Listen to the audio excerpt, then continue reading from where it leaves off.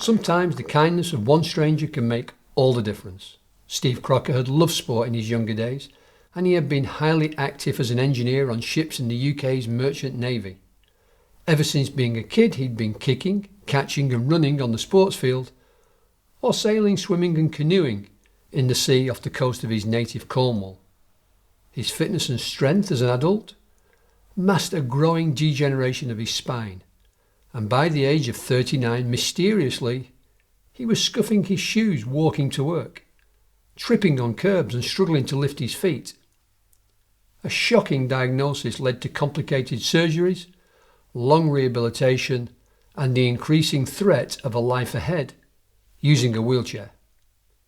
Depressed, he completely gave up on sport and tried to develop an interest in looking at architecture and ancient churches. Then a few years ago, he happened to treat his then partner to a trip to watch a women's professional golf tournament, and the kindness of a stranger changed Steve's life.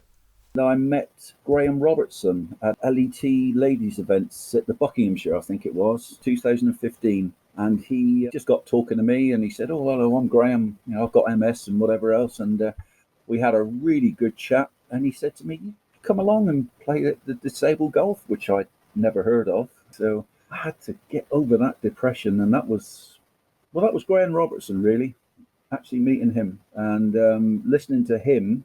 Nothing was too much trouble for that man. He could barely move, but he didn't quit. Starting from that first competition, it's now get out there. Every single opportunity you get. So I play down at this able-bodied club, but I play in the seniors as well. So I play the men's on the Saturdays, seniors on the Mondays. I do disabled golf wherever I can. And it's just, the more I do it, the longer I'm going to stay out of the wheelchair. Today, Steve is 65 years old. So far in 2022, Steve's competition schedule has included the Edgar Johnny Ray Classic in May, where he exuded warmth and a generous spirit when meeting the Edgar volunteers. He and the fellow players were key to a great social vibe at the Coventry event. Steve then took his positive outlook to the German International in Bavaria 2 weeks later, and the following week to Turin in Italy to play in the Italian Open, which were also Edgar badged events. He uses a single-seater buggy to travel the course and look after his legs and back, and says through playing golf he feels better than he did 10 years ago. This true sportsman was always a strong man, hailing from the fishing port of St Agnes, not far from Land's End in Cornwall, England. He joined the Merchant Navy after a 5-year apprenticeship at the Devonport Naval Base. Steve served for 11 years as an engineer. He loved the worldwide travel, with Japan, Sumatra, Malaysia and Polynesia being his particular favourites. There's nothing that beats travelling, really. I haven't changed that opinion even at this stage of my life. On his return from globetrotting, he worked for a while before signing up as a mature student, aged 36, at the Sussex University, to study mechanical and manufacturing engineering. Golf was only on the very edge of Steve's consciousness in those days, though he had played nearly every other sport as a growing lad. Rugby, football, hockey, orienteering, rock climbing, cross-country running, sailing, canoeing with the Sea Scouts, and even tug-of-war and boxing. Absolutely loved it. I couldn't sit still. And as I say, when I got older, I obviously wanted to be a professional sportsman, because you'd be in the gym at least 4 times a week, plus you're playing sports Saturday and Sunday as well. It's just an obsession more than anything, but never quite made it, unfortunately. So how did golf arrive for the first time? Ooh, goodness. Probably when I was at university. I had a really young son at the time. He was about 4. And we used to go to a pitch and putt along the seafront at Brighton, because there were 2 of them. And he just used to love hitting golf balls. So we got this one of these really old 50-year-old golf clubs, these little rustless things. And we just started hitting those. And then I started taking him to a driving range. But that was really the only golf I did. Besides, after university, Steve was busy in a new job in London. At the age of 39, his travel into work was starting to get trickier. I was living in a place called Preston Circus, which is just away from the station there. Kept tripping on several crosses and stuff. It was getting to the point where I was having to put my hands in my pockets to lift my legs up. At this time, Steve was taking his son to see a cranial osteopath following a traumatic birth, which had inhibited his speech development. The therapist succeeded and got the young boy talking properly. This remarkable result would lead to a different discovery. All of a sudden, my son started speaking, and so we went to a few of these sessions, and this chap said to me one day, "What's the matter with your legs?" And I just said, "Well, I don't know. I've been having trouble walking lately. I keep tripping up things, trying to step up onto a curb." And he said, "Oh, just jump up on the table. I'll give you a quick exam." And he started examining my cervical spine with his fingertips. He just said to me, "Well, I'm going to call your GP right now. You're going to have to go to him, get his letter, and then go up to the hospital and get an MRI." He said, "There is something seriously wrong with your cervical spine." That was a bit of a lightning bolt. And so I went up there, had the MRI. I think within 3 hours, I'd had a diagnosis to say that my cervical spine was getting compressed in 3 places. Steve speaks of being completely shell-shocked with the diagnosis after a lifetime of sport and exercise. His C3 to C6 vertebra was squeezing the discs onto the spinal cord. He needed a laminectomy, removing a portion of the vertebrae called the lamina, which is the roof of the spinal canal, and a 14-hour operation followed by 9 months of recovery with physiotherapy 3 or 4 times a day. It's a bit of a gory sort of thing. They just chop you all open at the back. They open you up like a pair of curtains, take all the muscles off the bones, all the neck, shoulder, back muscles and stuff to get at the spine. And yeah, it was kind of a monster of an operation, that thing. But yeah, we were hoping that things were going to get back to normal, but never quite did. And I think it lasted for about 7 years, and then it started getting bad again, and I started tripping over things, and it happened again. So they went back in a second time, same results. It almost got better, but not quite. But then it really went downhill quite badly after that second operation.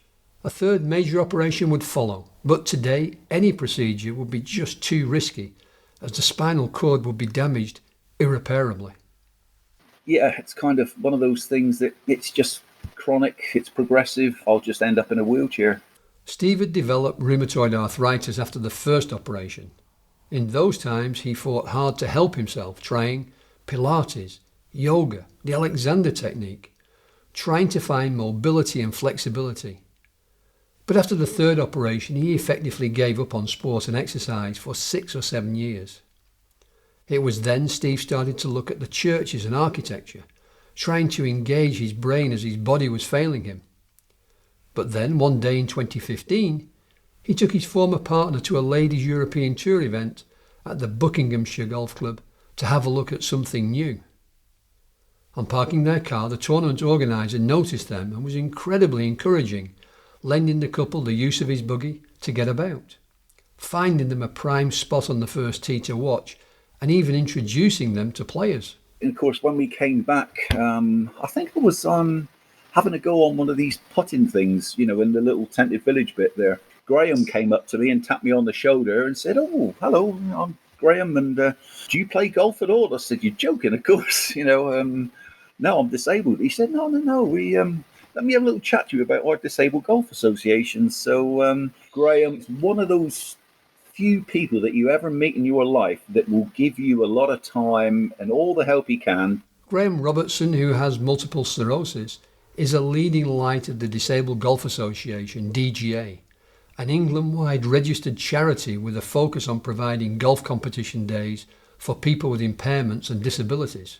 Nothing was too much trouble for that man. He could barely move, but yeah, he didn't quit. And I looked at that man the first time when I met him at that golf tournament, and I thought, wow, if that fella can do it, so can I. And as I say, I just loved it when I went and started hitting balls. It was it was a bit wayward and whatever else, but I think I only had about 5 clubs. I didn't have a wood or anything. I think the biggest club I had was a 5-iron, but it was just enough to just keep the ball going up the fairway. Because it was late in the year, I had to wait until the following year, but I think we started in April 2016, and I ended up with something like about 120 on the scorecard, whatever it was. But I had such a good time, though. I loved it. Absolutely loved it. Actually, just being out doing something, meeting a lot of disabled people. Yeah, I was absolutely hooked from that first time. And yeah, I think I ended up with something like about a 28 handicap or something after a couple of events. And I managed to get down to about 20 by the end of that season. I think originally I had zero expectations. It was just turn up, swing a few clubs and see how you get on. It is what it is. But of course, the better you start to strike the ball and you think, oh, I've broken 100. Oh, all right, I'm down to 90. And expectation levels go up. The scoring, testing yourself, is often a big thing for golfers. But Steve is also in no doubt of the other benefits to his well-being, to be out there with other people enjoying the fresh air. But I think the first thing is depression, just absolutely getting over that depression, because that's an absolute killer, that is. Taking up golf with a disability in his late 50s, Steve looked around for a suitable golf club. Unfortunately, at first he found little encouragement as the clubs were nervous about, amongst other things, how long it would take him to play and whether he would hold up the members. And it was only the owner down at Horan Park that said, regardless, forget it. No worries, sign here, that's fine. And he was actually really generous in as much as he said, right, every time you play, we'll give you a use of a buggy and you won't have to pay extra for it. Steve says he loves being part of Horan Park. He enjoys a lot of mickey taking back and forth with his friends there, and is highly appreciative of the support he enjoys from his fellow players, who he does love to outscore whenever he can. There's nothing better being a disabled person actually beating able-bodied people. Coming in with a better score on your card.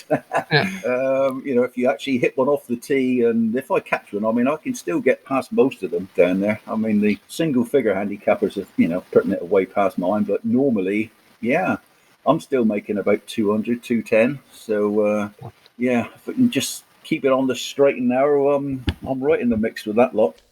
Side hill lies and deep bunkers are a problem for Steve, and he endures plenty of falls to the ground, sometimes amusing his playing partners and himself, sometimes much less so, but he keeps getting up, and like his friend Graham, he never quits.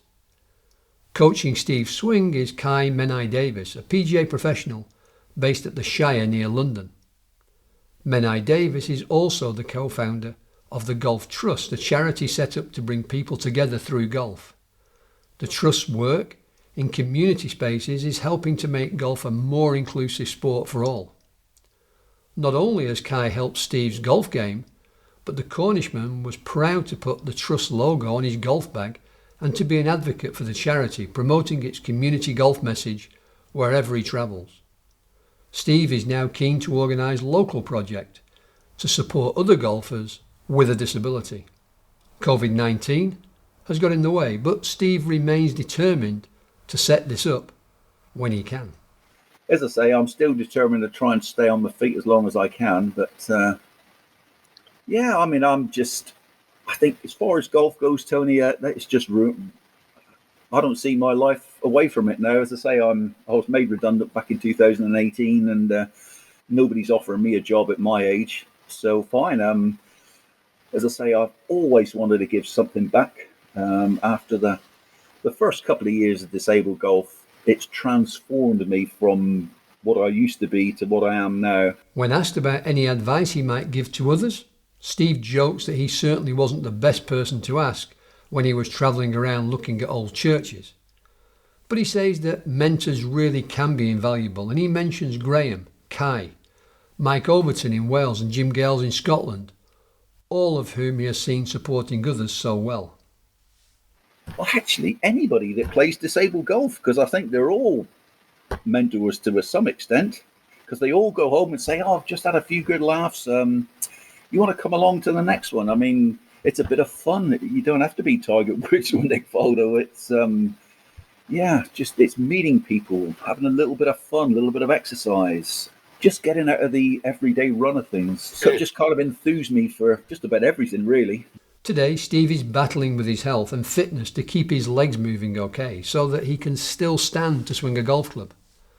But he's enjoyed some positive recent encouragement. His new therapist uses a program called Be Activated, and Steve has enjoyed striking results after the treatments. A lot of small changes have made a profound overall effect, he says.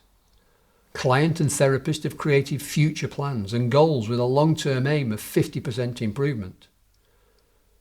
We disabled folk need these targets to aim for, says Steve. Meanwhile, Steve will continue to encourage as many other people with a disability to try or get back into the sport he found himself, probably in his case, just in time. If I can make one person happy, if they can change like I did, the sense of well-being I got after that first game of golf, I know I talked 19 to the dozen, but I haven't got the words to put how good I felt when I came in for that golf. I was absolutely shattered, I have to say. My legs was aching, my backs were aching. Ugh, I didn't know what to do with myself physically, but I just felt so good afterwards. Just getting out there and having some fun.